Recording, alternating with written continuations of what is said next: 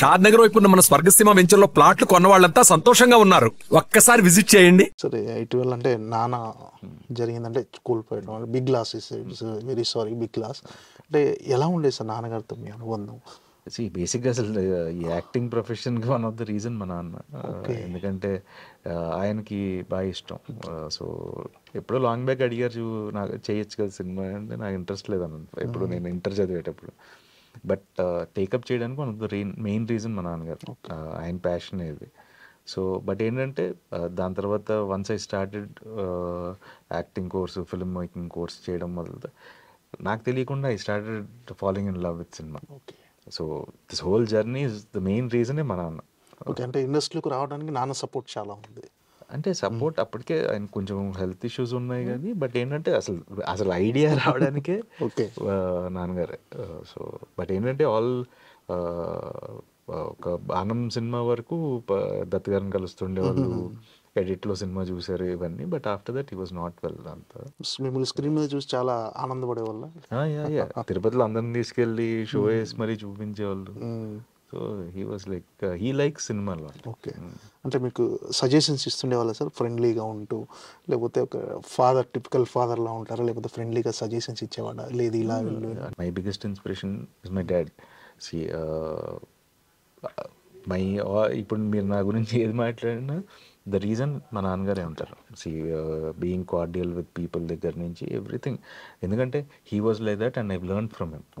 So సినిమాల పరంగా వచ్చేసరికి అదే అంటున్నాను కదా, బాణం వరకు చూసారు తప్ప దాని తర్వాత he was not that well. But ఏంటంటే ఇంట్లో చూస్తుండేవాళ్ళు, బట్ సజెషన్స్ ఏమి వచ్చేవాళ్ళు, he'll be happy for anything, ఏం చేసినా బాగుందనేవాళ్ళు.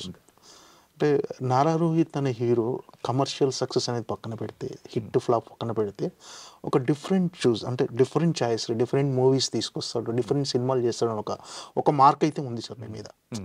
సో ఈ సుందరకాండ అనేది కూడా అలా అనుకునే వాళ్ళకు డిఫరెంట్ సినిమా అనుకోవచ్చా, రెగ్యులర్ కమర్షియల్ ఫిల్మ్ ఇది? No see the idea is very unique.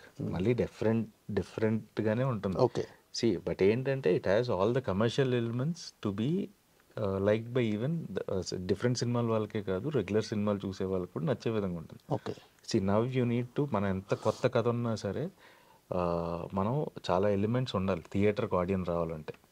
So తను ఎక్సైట్ అయ్యి థియేటర్కి రావాలంటే నువ్వు ఎంత కొత్త కథ ఉన్నా సరే కమర్షియాలిటీస్ కూడా ఉండాల్సిందే.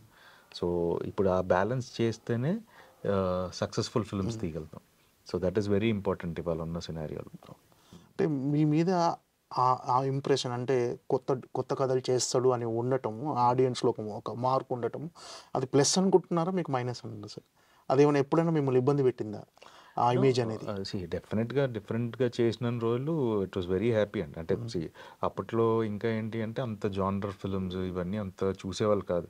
బట్ లేటర్ ఆన్, అంటే ఒక విధంగా చెప్పాలంటే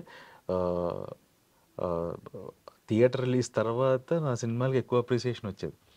అంటే ఇప్పుడంటే ఓటీటీస్, అప్పట్లో ఏంటంటే యూట్యూబ్లో పెట్టేవాళ్ళు, రకరకాల ప్లాట్ఫామ్స్, శాటిలైట్ ఏదో. బట్ ఓటీటీ ఎవాల్వ్ అయిన తర్వాత నేను తక్కువ చేశాను సినిమా, ఐ డోంట్ డూ అసలు. సో ప్రాబబ్లీ కంటిన్యూ చేసి ఉంటే ఓటీటీ మార్కెట్ ఎక్కువ ఉండేదేమో నాకు, అంటే because of the content side, కొత్త కథలు తీసుకోవడం వల్ల. So it is always a plus అండి. మనం ఇప్పుడు ఎగ్జైటింగ్గా చెప్పాలి స్టోరీ. మన కథ ఒకటే ఉంటే సరిపోదు అనే, అంతకుముందు కథలు ఉండేవి కానీ ఎక్కడో తెలియని థియేటర్కల్ ఎక్స్పీరియన్స్ ఇవ్వలేకపోయామనే ఒక గిల్ట్ ఉండేది. సో అప్రిసియేషన్ ఏంటంటే రిలీజ్ తర్వాత వచ్చేది, అంటే ఎక్కడో ఒక దగ్గర మిస్ అవుతుండేది. బట్ ఏంటంటే ఇప్పటి నుంచి ఏంటంటే వెరీ క్లియర్, ఎలా ఎంత కమర్షియల్గా కూడా వయబుల్ అవ్వాలి. సో ఫిల్మ్కి మనం ఎఫర్ట్స్ ఎక్కువ పెట్టాలి ఇవాళ, ఒకప్పటి కంటే ఇప్పుడు ఎక్కువ పెట్టాలి. So even you need to package it properly. అంటే కొత్త కథ ఉన్నా సరే క్యాస్టింగ్ దగ్గర నుంచి టెక్నికల్ ఆస్పెక్ట్స్లో కానీ, అండ్ ఆ విజువల్ ఎక్స్పీరియన్స్ కూడా we need to give it in a bigger way. So అప్పుడే people will come to theatres and watch the film. టీవీలో వచ్చినప్పుడు బాగా అప్రిషియేషన్ ఎక్కువ వస్తుండేదాన్ని.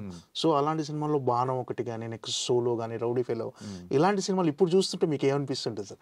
అరే ఈ థియేటర్లో గట్టిగా పే చేస్తే బాగుంటుంది. అంటే ఇప్పుడు రౌడీ ఫెలో 1 yearకి అందరూ ఏదో 1 year ఆఫ్ రౌడీ ఫెలో అని పెడితే, కల్టర్న ఇది అదన్నా అని పెడితే, అరే మీరు అందరు థియేటర్లో చూసుంటే ఇంకా బాగుండేది కదా అనే ఫీలింగ్ అంతే. బట్ ఏంటంటే that day probably we couldn't excite them in a theatre experience. అంటే ఎక్కడో ఆ లెవెల్ ఎగ్జైట్మెంట్ క్రియేట్ చేయలేకపోయాం అనేది that is we should agree. మనం డెఫినెట్గా ఆ లెవెల్ ఆఫ్ ఎగ్జైట్మెంట్ క్రియేట్ చేస్తే డెఫినెట్గా థియేటర్లో చూస్తుండేవాళ్ళు. So you learn from everything. నవ్వు ఏంటంటే అదే ఈ ప్యాకేజింగ్ ఇట్ ప్రాపర్లీ.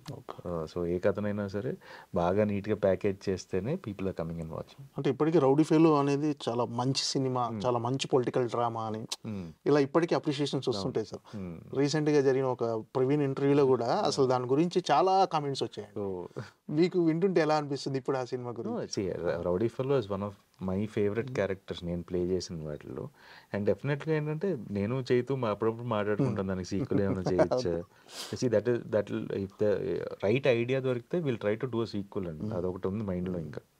సో నేను కృష్ణ చైతన్య మాట్లాడుకుంటుంటాం సీక్వెల్కి ఎలా తీసుకెళ్ళచ్చు, లేకపోతే కంప్లీట్ ఓన్లీ క్యారెక్టరైజేషన్ తీసుకొని చేయొచ్చు ఏంటి అనేది. Probably if any right idea strikes we might do rowdy fellow 2. అంటే కెరీర్ ప్రారంభంలోనే మీరు బాణం లాంటి సినిమా కానీ, నెక్స్ట్ రౌడీ ఫెలో కానీ ఇలాంటి అడ్వాన్స్డ్ స్క్రీన్ ప్లే అంటే అప్పుడున్న ఆడియన్స్ కంటే ఇప్పుడు ఆడియన్స్ మైండ్ సెట్ మారింది. ఇప్పుడు వస్తే అవి డెఫినెట్గా థియేటర్లో కూడా కమర్షియల్గా బిగ్గెస్ట్ కమర్షియల్ హిట్గా నిలిచేవని అనుకుంటున్నాను సార్. మీరు దాన్ని ఏమన్నా ఎపిసోడ్ అనుకున్నారా ఇలా? నో, బేసిక్గా అహెడ్ ఆఫ్ టైం అంటాం కదా సార్. సో ప్రాబబ్లీ అప్పుడు 5 ఏళ్ళు ముందు చేసేస్తుండేవండి కథలు. సో ఈ 5 ఏళ్ళు బ్రేక్ వల్ల ఇప్పుడు పర్ఫెక్ట్గా ఉంటుందేమో ఆడియన్స్ మైండ్ సెట్కి అనుకుంటున్నాను. లెస్ అది. బట్ ఏంటంటే we need to fight every day. Every film is like you need to put the same effort. Okay.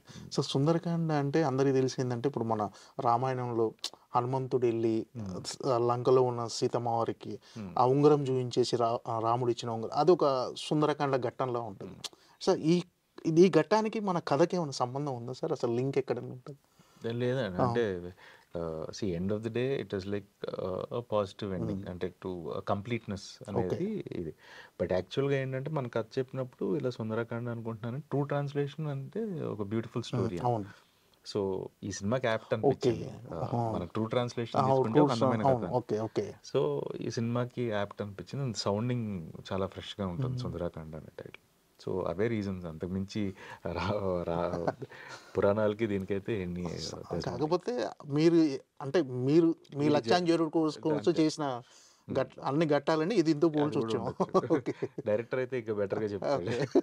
And for more videos, please subscribe to iDream. Please subscribe to iDream. Please subscribe iDream. And please subscribe to iDream. For more videos, subscribe to iDream. please like, share and subscribe to the channel. Congratulations, iDream. Subscribe to iDream.